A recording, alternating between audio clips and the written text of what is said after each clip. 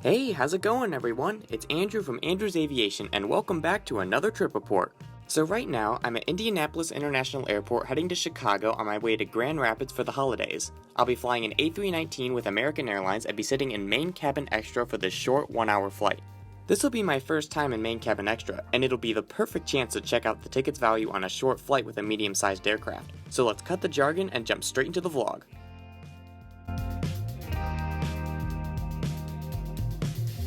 I don't know how many of you guys watching have been to Indianapolis Airport, but if you haven't, let me say, it's a really nice place.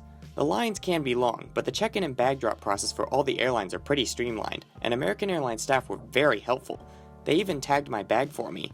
That kind of convenient service was just the kind of thing I needed at 5 in the morning when my brain is just barely functioning. None of that service is specifically for priority passengers though, and even with this kind of upgraded ticket in main cabin extra, there's no separate check-in desks like there are for first class passengers. Anyways, after all that waiting in line, it was nice to have a change of scenery on the walk to the gate. The airport was beautifully decorated for the holidays, and Southwest Airlines in particular was looking very festive. So when it's time to board with the main cabin extra ticket, you'll board according to your ticket's restrictions, which I'll cover later.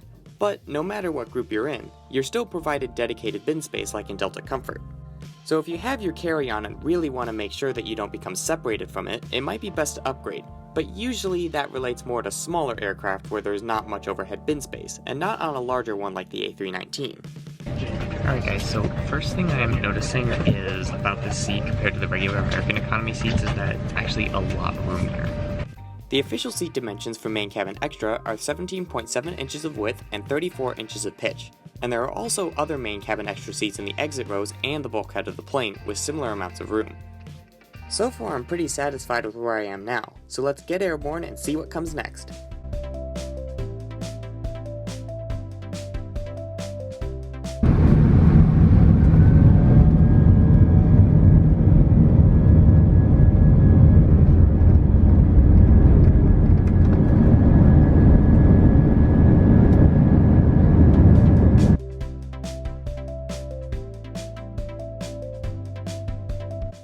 Okay, so I'll use the little time I have while the lights are turned on to look around our seat.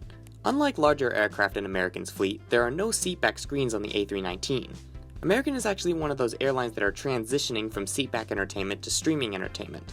So far, the plans to remove seatback entertainment are only for short and medium-haul aircraft like the 737 and A320, but it is possible the same could be done to long-haul aircraft as well.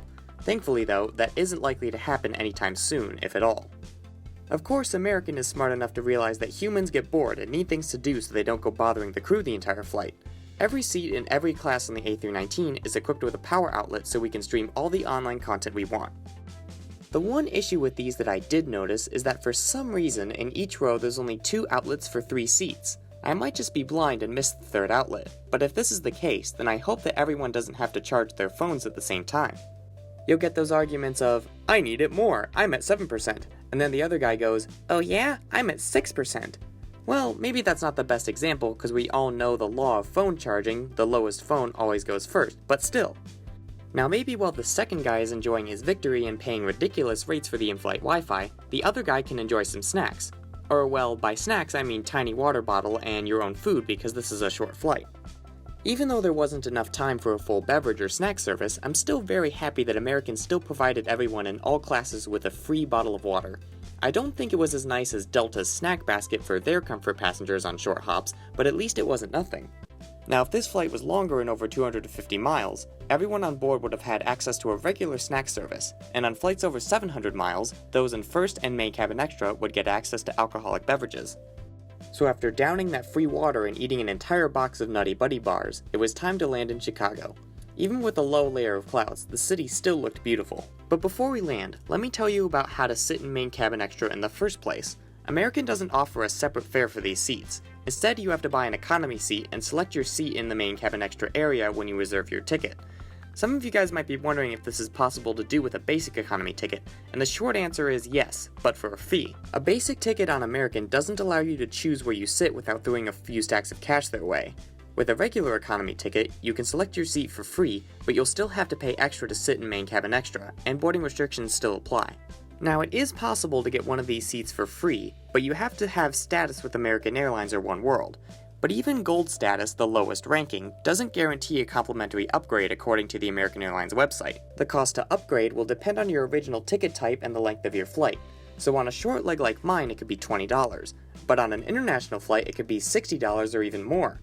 But for some people, the cost won't matter when they get to stretch their legs, drink some free wine, and know that their carry-on bag is with them safely.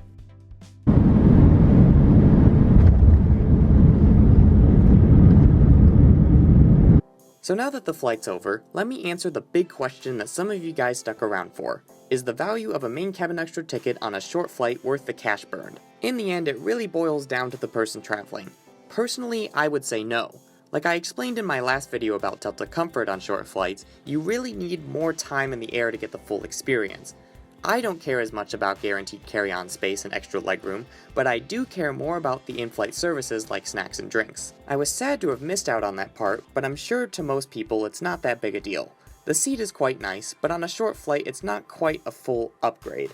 Everything felt really similar to the kind of experience I'd expect in economy. But if you are the person who really values that little extra space and you want to make sure that your carry-on stays with you 24/7, I'd say it's worth considering. But make sure you know what you're getting into first before you break out your wallet. So that's my view on this flight. What did you guys think of this trip report? Any thoughts or stories of American Airlines or Main Cabin Extra you'd like to share? Let me know down in the comments below. Well, that's it for me. I'm off to go do homework and play Minecraft for the rest of the day.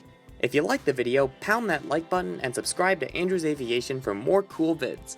And, as always, have a wonderful day everyone.